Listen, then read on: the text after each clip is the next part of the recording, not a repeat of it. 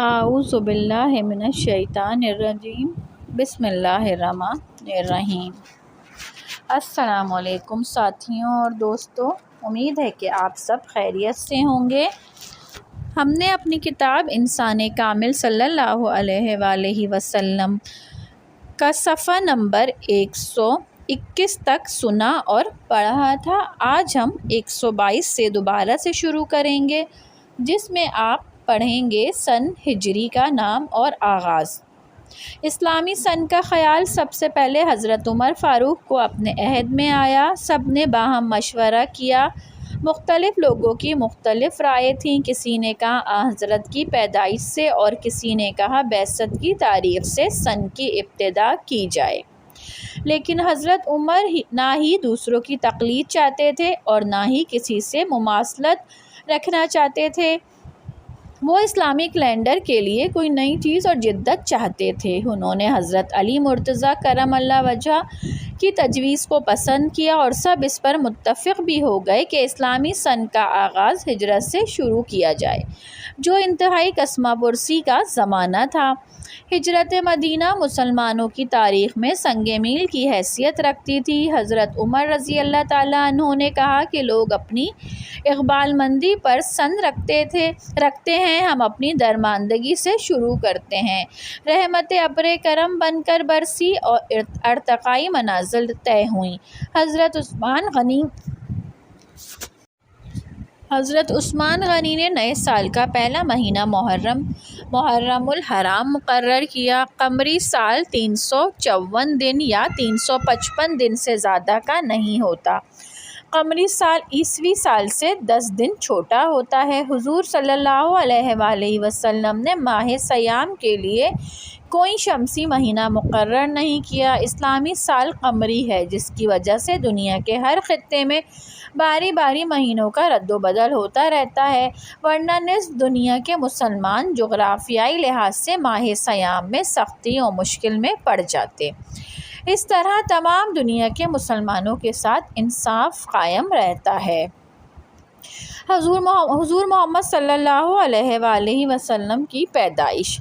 آپ موسم بہار میں دوشنبہ کے دن 9 ربیع الاول بمطابق 22 اپریل 571 عیسوی کو صبح صادق کے وقت پیدا ہوئے۔ دوشنبہ کے دن کی آپ کی زندگی میں بہت اہمیت و خصوصیت ہے۔ ولادت، نبوت، ہجرت، وفات سب پیر کے دن ہوئی۔ آپ کا قیام اس جہان فانی میں جتنے دن نبوت کے تھے، مورخین کو تاریخ پیدائش میں اختلاف ہے۔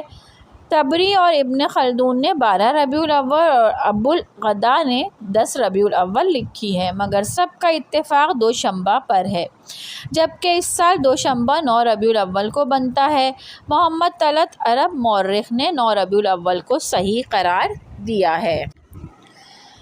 گریگورین نے 9 ربیع الاول کو 22 اپریل 571 سن عیسوی بروئے حساب تقویم قرار دیا ہے۔ سورہ فیل میں بیان ہونے والا واقعہ آپ کی ذات اقدس کا ایک عظیم نشان ہے، جو آپ کی ولادت بسعادت کے قریب ہوا۔ اصحاب فیل کا واقعہ ماہ محرم میں حضور اقدس محمد مصطفیٰ صلی اللہ علیہ وآلہ وسلم کی پیدائش سے صرف 55 دن پہلے پیش آیا۔ اہل عرب میں اس واقعے کی بہت اہمیت تھی اور انہوں نے اس سال کا نام ہی عام الفیل، ہاتھیوں کا سال رکھ دیا تھا۔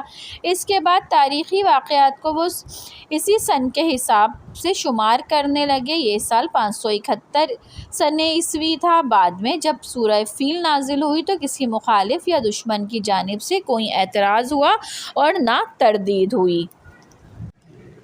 اب ہم آتے ہیں باب سوم کی طرف۔ اس میں رحمت للعالمین کی ولادت بسعادت۔ صبح درخشاں 9 ربیع الاول بروز دوشنبہ 22 اپریل 571 سن عیسوی موسم بہار میں صبح صادق کے وقت انور کا ظہور ہوا۔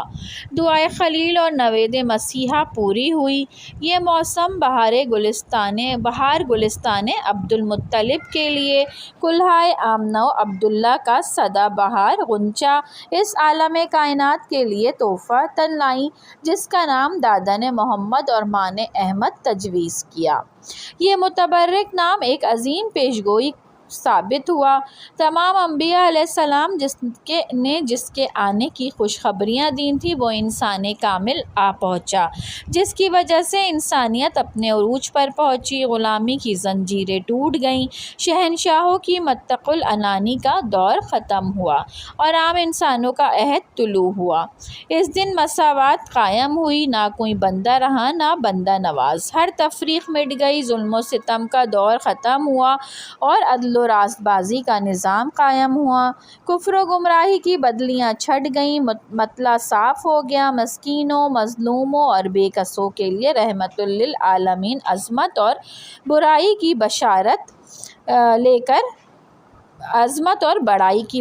بشارت لے کر پیدا ہوئے۔ اس رخشندہ و تابہ صبح کو آفتاب کی کرنوں کے ساتھ آفتاب رسالت کی ہدایت کی ایسی کرنیں نمودار ہوئیں تو تمام عالم پر محیط ہو گئیں اور کفر و الحاد کی تیرگی اور تاریکی کو ڈھانپ دیا۔ رات تو آ کر سورج کو مات دے دیتی ہے، لیکن اس سراج المنیر کی روشنی ایسی ہے جو 24 گھنٹے 365 دن قائم و دائم رہنے والی ہے اور انشاءاللہ ابد تک رہے گی۔ ہمہ وقت نومولود جس کا پیکر اطہر حسن یوسف، دم عیسیٰ اور ید بیضہ سے مزین تھا، اس کا مکمل انسانی اخلاق حسنہ اور ضابطۂ حیات کو اپنے جلووں میں لیے اس دنیا میں نزول اجلال۔ روم و ایران کی عظمت اور ایوان کسریٰ کی شان و شوکت سرنگوں ہو گئی، یہودیت، عیسائیت، مجوسیت مان پڑ گئیں، اصنام منہ کے بل گر پڑے۔ جس کے ظہور مبارک کا عرض کو ازل سے انتظار تھا، وہ وقت سعید اس صبح نورانی کو طلوع ہوا۔ انبیاء کی بشارتیں۔ سید علی صدق نقوی نے تورات اور انجیل دونوں میں حوالے سے یہ لکھا، حضرت موسیٰ نے فرمایا تھا کہ خداوند کا نور فاران کے پہاڑ پر جلوہ افروز ہوگا، اس کے منہ میں خدا کا کلام اور ہاتھ میں نورانی شریعت ہوگی۔ اس سے پہلے نبیوں نے کہا تھا کہ وہ قدوس کوہ فاران سے آئے گا، اس کی شان و شوکت سے مطلع آسمان چھپ جائے گا، اس کی حمد سے زمین معمور ہوگی، اس کے نور سے دنیا جگمگا اٹھے گی۔ خدا کا عہد ہے جو وہ جزیرۃ العرب میں پورا کرے گا۔ کتاب اس کو دی جاتی ہے جو پڑھا ہوا نہیں ہے، اور اس کو کہا جاتا ہے اس کو پڑھو تو وہ کہتا ہے کہ میں پڑھا ہوا نہیں۔ یہ بشارتیں سورۃ العلق کی پہلی آیات کے مطابق ہیں۔ حضرت محمد مصطفیٰ صلی اللہ علیہ وآلہ وسلم کو ہم سے خاص نسبت ہے۔ دادا کا رکھا ہوا نام محمد بابرکت ہے، جس کے معنی ہیں جس کی بہت زیادہ تعریف کی جائے۔ اس سے قبل یہ نام کسی کا نہیں رکھا گیا۔ آپ کی تعریف دنیا میں بہت زیادہ ہوئی اور ابد تک ہوگی۔ محمد ہم سے مشتق ہے جو تعریف ہی تعریف ہے، اسی لیے آپ کو محمود کہا جاتا ہے۔ آپ کی لائی ہوئی کتاب قرآن مجید کا پہلا لفظ الحمد ہے۔ اللہ کے بعد ہر صبح اس کا نام لیا جاتا ہے، پھر سورج کی کرنوں کو اذن ہوتا ہے کہ پرفشاں ہو۔ حضرت عیسیٰ علیہ السلام کی بشارت کے بارے میں سورۃ الصف میں فرمایا، ترجمہ اور یاد کرو عیسیٰ ابن مریم کی وہ بات جو اس نے کہی تھی کہ اے بنی اسرائیل، میں تمہاری طرف اللہ کا بھیجا ہوا رسول ہوں، تصدیق کرنے والا ہوں اس تورات کی جو مجھ سے پہلے آئی ہوئی ہے، اور بشارت دینے والا ہوں ایک رسول کی جو میرے بعد آئے گا، جس کا نام احمد ہوگا۔ والدہ محترمہ بی بی آمنہ کا رکھا ہوا نام بھی احمد ہے۔ آپ نے رب العزت کی ستاروں اور ریت کے ذروں سے زیادہ تعریف کی، اور رب العزت نے بھی اپنے محبوب رسول صلی اللہ علیہ وآلہ وسلم کی تعریف کی۔ حضرت موسیٰ حکیم نے فرمایا کہ خداوند نے مجھ سے کہا کہ میں ان کے لیے انہی کے بھائیوں میں نبوت آل اسحاق کے بعد آل اسماعیل کو منتقل کروں گا۔ تیری ہی مانند ایک نبی صاحب شریعت برپا کروں گا اور اپنا کلام اس کے منہ میں ڈالوں گا اور جو کچھ اس کو دوں گا وہ وہی ان سے کہے گا۔ جو کوئی میری بات کو جن کو وہ میرا نام لے کر کہے گا نہ سنے تو میں اس کا حساب ان سے لوں گا۔ قرآن مجید میں سورۃ النجم آیت نمبر 3 تا 5 کا ترجمہ ہے، وہ نہیں بولتا اپنی طرف سے، یہ تو حکم ہے جو پہنچتا ہے، اس کو سکھایا بڑی قوت والے نے۔ سورہ 3 آیت نمبر 1 تا 3 کا ترجمہ ہے، قسم ہے انجیر اور زیتون کی اور طور سینا کی اور اس پرامن شہر مکہ کی، ہم نے انسان کو بہترین ساخت پر بنایا ہے۔ سورہ احزاب آیت نمبر 56 میں اللہ تعالیٰ خود فرماتے ہیں، ترجمہ: اللہ اور اس کے ملائکہ نبی صلی اللہ علیہ وآلہ وسلم پر درود بھیجتے ہیں۔ اے لوگو جو ایمان لائے ہو تم بھی ان پر درود و سلام بھیجو۔ وہ کس قدر مقرب و معزز ہستی ہے جس پر خدا خود اور اس کے فرشتے درود بھیجتے ہیں، یہ اس کے نور کی جگمگاہٹ ہی تو ہے۔ سورہ احزاب آیت نمبر 45 تا 46 میں اللہ تعالیٰ خود فرماتے ہیں، ترجمہ: اے نبی ہم نے تمہیں بھیجا ہے گواہ بنا کر، بشارت دینے والا اور ڈرانے والا، اللہ کی اجازت سے اس کی طرف دعوت دینے والا اور روشن چراغ بنا کر۔ پرورش: آپ کی پیدائش کے بعد پہلے 3 دن ماں نے اور پھر کچھ دن ابو لہب کی لونڈی صوبیہ نے دودھ پلایا۔ آپ کے والد عبداللہ کا انتقال آپ کی ولادت سے پہلے ہی ہو گیا تھا۔ عرب میں اس زمانے میں دستور تھا کہ رؤسا اور شرفا کے بچے آس پاس کے قصبات میں دودھ پلوانے اور پرورش کے لیے بھیج دیے جاتے تھے۔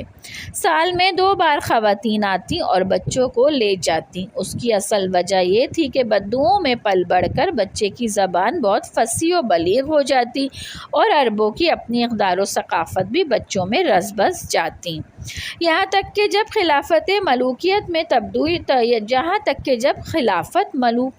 تبدیل ہو گئی تب بھی شاہانہ طور طریق سے رہنے والے بنو امیہ کے بچے بھی بدوؤں میں ہی پروان چڑھتے تھے۔ قبیلہ ہوازن کی دیگر خواتین کے ساتھ حلیمہ سعدیہ بھی بچے لینے آئیں اور حضرت بی بی آمنہ سے ان کے جگر گوشے کو لے گئیں۔ ان کی ایک بیٹی شیمہ نے آپ کو بہت کھلایا اور اس کو آپ سے بہت انس تھا۔ حلیمہ سعدیہ ہر چھٹے مہینے بچے کو ماں سے ملوانے لاتیں۔ 2 سال بعد جب آپ کو چھوڑنے آئیں تو مکہ میں وبا پھیلی ہوئی تھی، اس لیے وہ آپ کو پھر واپس لے گئیں۔ 4 سال کی عمر تک آپ ان کے پاس رہے۔ حضور نبی محترم کو حلیمہ سعدیہ سے بہت محبت تھی۔ ایک مرتبہ عہد نبوت میں وہ تشریف لائیں تو میری ماں کہہ کر لپٹ گئے۔ حلیمہ سعدیہ کے شوہر حارث ایک بار مکہ آئے اور اسلام قبول کیا۔ رضاعی بھائی عبداللہ بن انیس اور بہن شیمہ بھی مسلمان ہو گئے تھے۔ جب محمد صلی اللہ علیہ وآلہ وسلم کی عمر 6 سال کی ہوئی تو آپ کی والدہ آپ کو لے کر مدینہ گئیں۔ آپ نے حضور کے دادا عبد المطلب کی ننیال میں قیام کیا۔ ان کے اس سفر کا مقصد شوہر کی قبر پر جانا تھا۔ ایمن ہمراہ تھی۔ مدینے سے واپسی پر ابوا کے مقام پر حضرت بی بی آمنہ کا انتقال ہو گیا۔ اس در یتیم کے سر سے ماں کا سایہ بھی اٹھ گیا۔ ایمن آپ کو لے کر مکہ پہنچی۔ اس وقت کی کچھ باتیں دھندلی سی آپ کو یاد تھیں۔ ماں کی وفات کے بعد دادا نے اپنے بیٹے کی نشانی کو سینے سے لگایا اور دامن شفقت میں لے لیا اور جب تک زندہ رہے ہمیشہ اپنے ساتھ رکھا۔ 8 سال کی عمر میں دادا بھی داغ مفارقت دے گئے۔ اس وقت ان کی عمر 82 سال تھی۔ انتقال سے قبل دادا نے آپ کو سگے چچا ابو طالب کے سایہ عافیت میں دے دیا۔ چچا نے نہایت محبت و شفقت اور احسن طریقے سے آپ کی دیکھ بھال کی اور اپنے بیٹوں سے زیادہ عزیز رکھا۔ عبد المطلب کی وفات کے بعد بنو امیہ کا خاندان بنو ہاشم پر غالب آ گیا۔ مکہ کا سردار حرب بن گیا جو امیر معاویہ کا دادا اور ابو سفیان کا باپ تھا اور آپ صلی اللہ علیہ وآلہ وسلم کے سب سے چھوٹے چچا عباس بن عبد المطلب کے پاس صرف حجاج کے پانی کا انتظام باقی رہ گیا۔ ابو طالب نے بہت پیار سے آپ کو رکھا۔ 10-12 سال کی عمر تک آپ نے بکریاں چرائیں۔ عرب میں بکریاں چرانا کوئی معیوب کام نہ سمجھا جاتا تھا۔ بڑے بڑے عمرہ کے لڑکے بکریاں چراتے تھے۔ حقیقت میں یہ عالم کی گلاہانی کا دیباچہ تھا۔ عہد رسالت میں آپ کبھی کبھی بچپن کے مشغلے کا تذکرہ فرماتے اور جنگلی بیروں کا تذکرہ کرتے کہ جب یہ خوب تیار ہو جاتے ہیں تو بہت مزے کے ہوتے۔ قریش تجارت پیشہ لوگ تھے۔ ابو طالب بھی تجارت کرتے۔ جب آپ کی عمر 12 سال کی ہوئی تو بسلسلہ تجارت ابو طالب شام جانے لگے۔ سفر کی مشکلات اور صعوبت کی وجہ سے آپ کو لے جانا نہیں چاہتے تھے۔ آپ کو چچا سے بہت محبت تھی۔ آپ ان سے لپٹ گئے اور جانے پر مضر ہوئے تو انہوں نے آپ کو اپنے ساتھ لے لیا۔ راستے میں بصرے میں قیام کیا۔ بحیرہ نامی راہب نے حضور صلی اللہ علیہ وآلہ وسلم کو دیکھ کر حضرت ابو طالب سے کہا کہ آپ صلی اللہ علیہ وآلہ وسلم میں انجیل کی پیشن گوئیوں کے مطابق علامات ہیں۔ آپ عنقریب منصب نبوت پر سرفراز ہوں گے۔ میں نے دیکھا ہے کہ درخت، پتھر اور پہاڑ آپ کی تعظیم میں جھک رہے تھے۔ اس نے ابو طالب سے کہا کہ آپ اس بچے کو اس طرح لیے نہ پھریں۔ مجھے اندیشہ ہے کہ یہودی ان کو نقصان پہنچانے کی کوشش کریں گے۔ چنانچہ ابو طالب نے آپ کو غلاموں کے ہمراہ بصرے سے ہی واپس مکہ بھیج دیا۔ ذریعہ معاش: آپ صلی اللہ علیہ وآلہ وسلم نے جوان ہو کر تجارت کا پیشہ ہی اختیار کیا۔ چچا کے ساتھ رہ کر رموز تجارت سیکھ چکے تھے۔ آپ کے پاس اپنے پاس سرمایہ نہ تھا، لہٰذا دوسروں کے ساتھ مل کر کاروبار کرتے۔ اس طرح شام اور دوسرے علاقوں میں متعدد بار گئے۔ آپ بہت دیانتدار اور سچے انسان تھے، اپنے وعدے کے پکے، عہد کو پورا کرنے والے اور بہترین اخلاق کے مالک تھے۔ دنیاوی معاملات اور تجارتی کاروبار میں آپ کا طرز عمل بہت راست باز تھا۔ نبوت سے قبل ہی لوگ اپنی امانتیں آپ صلی اللہ علیہ وآلہ وسلم کے پاس رکھوا جاتے۔ آپ صلی اللہ علیہ وآلہ وسلم اپنے فرائض بہترین طریقے سے پورے کرتے، جس کی وجہ سے آپ بہت ہر دل عزیز ہو گئے اور زمانہ جاہلیت میں ہی صادق اور امین کے لقب سے پکارے جانے لگے۔ حضرت عبداللہ ابن ابی حماد ایک صحابی کہتے ہیں کہ نبوت سے قبل میں نے محمد صلی اللہ علیہ وآلہ وسلم سے خرید و فروخت کا کوئی معاملہ کیا، بقایا کچھ رہ گیا، میں نے وعدہ کیا کہ پھر آؤں گا، اتفاق سے میں بھول گیا۔ تیسرے دن مجھے وعدہ یاد آیا۔ جب اس مقام پر پہنچا جہاں ملنے کا وعدہ کیا تھا تو حضرت صلی اللہ علیہ وآلہ وسلم کو منتظر پایا۔ آپ نے صرف اس قدر کہا کہ تم نے مجھے زحمت دی، میں اس مقام پر 3 دن سے موجود ہوں، لیکن غصہ نام کو بھی نہ کیا۔ آپ کے حسن معاملہ کی لوگ بے انتہا تعریف کرتے تھے۔ حزب الفجار: 586 عیسوی میں جب آپ کی عمر 15 سال کی تھی تو قریش اور قبیلہ قیس میں جنگ چھڑ گئی۔ آل ہاشم کے علمبردار زبیر بن عبد المطلب تھے۔ حضور انور صلی اللہ علیہ وآلہ وسلم آل ہاشم کی صف میں تھے۔ یہ لڑائی حرمت کے مہینوں میں ہوئی، ذی قعدہ، ذوالحج، محرم الحرام۔ ان مہینوں کو عرب حرمت کا مہینہ کہتے ہیں اور لڑنا جائز نہیں سمجھتے۔ اس لیے اس لڑائی کو حرب الفجار کہتے ہیں۔ کیونکہ قریش حق پر تھے اس لیے آپ صلی اللہ علیہ وآلہ وسلم شریک ہوئے، لیکن لڑائی میں حصہ نہیں لیا، صرف اپنے چچاؤں کو تیر پکڑاتے رہے۔ بالآخر صلح ہو گئی۔ اس لڑائی میں قریش کا رئیس اور سپہ سالار حرب بن امیہ تھا۔ حلف الفضول: عرب قبائل کی آپس میں مستقل خانہ جنگیوں کے باعث بے شمار خاندان تباہ و برباد ہو چکے تھے۔ راستے نہایت پرخطر تھے، قتل و غارت گری عام تھی اور عمرہ کا ظلم و ستم غربا کو ظلم کی چکی میں پیس رہا تھا۔ معقول لوگ اس لوٹ مار اور تشدد کے واقعات و نتائج سے تنگ آ چکے تھے۔ حرب الفجار کے بعد بھی لوگوں کو احساس ہوا کہ جنگ کے نتائج کتنے تباہ کن ہوتے ہیں۔ حضور کے چچا زبیر بن عبد المطلب نے تجویز پیش کی کہ ملک میں امن و چین کے لیے ایک انجمن بنائی جائے۔ چنانچہ ان کے اس مشورے پر عمل کیا اور بنو تمیم بن عبداللہ کے گھر میں انجمن کی میٹنگ ہوئی اور معاہدہ ہوا کہ ہم ہر مظلوم کی فریاد سن کر اس کی مدد کریں گے، خواہ وہ مکہ کا ہو یا نہ ہو، اور ظالم کو مکہ میں رہنے نہیں دیں گے۔ یتیموں بیواؤں کی ہر طرح مدد کریں گے۔ جہاں تک ہوگا جنگ و غارت گری سے پرہیز کریں گے۔ حضور انور صلی اللہ علیہ وآلہ وسلم اس مشاورت میں شریک تھے۔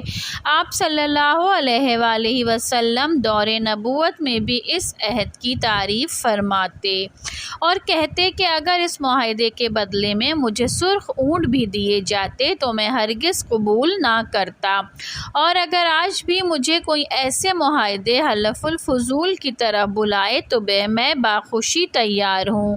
اس معاہدے کو حلف الفضول اس لیے کہتے ہیں کہ جن لوگوں کو اس معاہدے کا خیال آیا ان کے نام میں فضل آتا تھا۔ خانہ کعبہ کی تعمیر نو۔ خانہ کعبہ کی دیواریں سیلاب کی وجہ سے بہت کمزور ہو گئی تھیں۔ قریش نے عمارت کو گرا کر از سر نو تعمیر کرنے کا فیصلہ کیا۔ ہر قبیلہ چاہتا تھا کہ حجر اسود کو اس کی جگہ پر رکھنے کی سعادت اس کو ملے، لیکن مسئلہ حل نہ ہو سکا۔ باہم تکرار نے یہاں تک طول پکڑا کہ تلواریں نکل آئیں۔ ابو امیہ بن مغیرہ نے یہ رائے دی کہ کل صبح سویرے جو شخص سب سے پہلے کعبے میں داخل ہو وہ اس جھگڑے کا فیصلہ کرے۔ سب قبیلے رضامند ہو گئے۔ دوسرے دن سب قبائل کے معزز لوگ اس جگہ پہنچے تو دیکھا کہ بیت اللہ میں سب سے پہلے محمد رسول صلی اللہ علیہ وآلہ وسلم داخل ہوئے۔ سب لوگ خوش ہو کر کہنے لگے کہ امین آ گیا، ہمیں آپ کا فیصلہ منظور ہے۔ آپ نے معاملے کا فیصلہ اس طرح کیا کہ ایک چادر بچھائی، اس پر حجر اسود رکھا، سب قبائل کو چادر کے کونے پکڑا دیے اور اپنے ہاتھ سے اٹھا کر حجر اسود کو نصب کر دیا۔ آپ کی معاملہ فہمی اور عقل مندی نے قبائل کو اس خون ریزی سے بچا لیا جو برسوں اور مدتوں تک چلتی رہتی۔ یہ تعمیر 606 عیسوی میں ہوئی۔ اس وقت آپ کی عمر 35 سال تھی۔ شادی۔ آپ کی ایمانداری دیانتداری سے عرب کی ایک معزز بیوہ خاتون حضرت خدیجہ الکبریٰ بہت متاثر ہوئیں۔ وہ معاش کے لیے اپنے مال تجارت میں لگاتیں۔ انہوں نے حضرت صلی اللہ علیہ وسلم کی دیانت کی تعریف سن کر ان سے کہا کہ میرا مال تجارت بھی قافلے کے ساتھ لے جائیں، میں آپ کو دگنا معاوضہ دوں گی۔ آپ کے حسن معاملہ اور ایمانداری کی وجہ سے بہت منافع ہوا۔ حضرت خدیجہ کا ایک غلام میسرہ بھی آپ کے ہمراہ تھا۔ اس نے سفر میں جو دیکھا اس کا حال اور آپ کے اوصاف حمیدہ اور پاکیزہ صفات کا تذکرہ حضرت خدیجہ رضی اللہ تعالی عنہا سے کیا۔ آپ کی خوبیوں کو سن کر انہوں نے اپنی سہیلی کے ذریعے شادی کا پیغام بھجوایا۔ چچا کے مشورے سے آپ نے یہ پیغام قبول کر کے شادی کر لی۔ اس وقت آپ کی عمر 25 سال تھی اور حضرت خدیجہ کی 40 سال کی تھی۔ خطبہ نکاح آپ کے چچا ابو طالب نے پڑھایا۔ 500 طلائی درہم مہر مقرر ہوا۔ حضرت خدیجہ کے بطن سے 4 لڑکیاں اور 3 لڑکے پیدا ہوئے۔ لڑکیوں کے نام حضرت زینب رضی اللہ تعالی عنہا، حضرت رقیہ رضی اللہ تعالی عنہا، حضرت کلثوم رضی اللہ تعالی عنہا، حضرت فاطمہ رضی اللہ تعالی، اور لڑکوں کے نام حضرت قاسم رضی اللہ تعالی عنہ، حضرت طیب رضی اللہ تعالی عنہ اور حضرت عبداللہ تھے۔ یہ لڑکے کم سنی میں ہی داغ مفارقت دے گئے۔ حضرت ابراہیم حضرت ماریہ قطبیہ کے بطن سے پیدا ہوئے مگر وہ بھی کم سنی میں ہی انتقال کر گئے۔ حضرت خدیجہ 25 سال تک آپ کی ہم سفر رہیں اور ہمیشہ ہر معاملے میں آپ کی رفاقت کی۔ وہ پہلی خاتون ہیں جنہوں نے اسلام قبول کیا۔ وہ مال و دولت ہمیشہ راہ خدا میں صرف کرتی رہتی۔ حضور نبی کریم صلی اللہ علیہ وآلہ وسلم کو بھی آپ سے بہت محبت تھی۔ جب تک آپ حیات رہیں دوسری شادی نہیں کی، جبکہ اس وقت معاشرے میں کئی شادیاں کرنے کا عام دستور اور رواج تھا۔ تو ساتھیوں اور دوستوں، یہاں پر ہمارا صفحہ نمبر 133 تک آپ نے سنا اور پڑھا۔ انشاءاللہ اس سے آگے کی صفحات اپنی انشاءاللہ آنے والی نئی ویڈیو کے ذریعے آپ سنیں گے اور پڑھیں گے۔ بہت جلد نئی ویڈیو کے ساتھ آپ سے ملاقات ہوگی۔ جب تک اپنا بہت خیال رکھیے گا۔ اللہ